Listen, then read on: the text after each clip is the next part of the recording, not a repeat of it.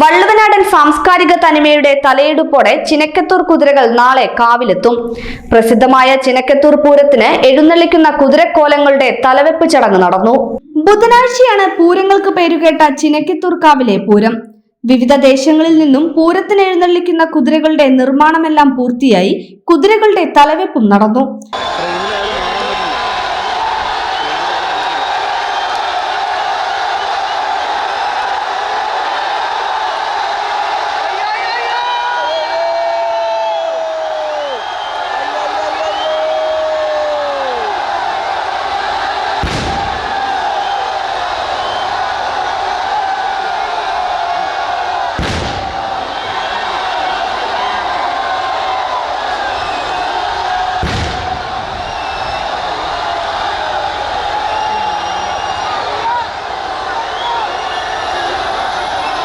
പതിനാറ് കുതിരകൾക്കാണ് തട്ടകവാസികളെ സാക്ഷിയാക്കി തലവെച്ചത്.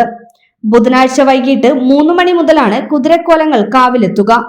തുടർന്ന് ഭഗവതിയെ തൊഴുതു വണങ്ങി ചിനക്കത്തൂർ പെരുമ വിളിച്ചോതുന്ന കുതിരക്കളി നടക്കും. വിവിധ ദേശങ്ങളിലും പൂരത്തിനുള്ള ഒരുക്കങ്ങൾ പൂർത്തിയായി.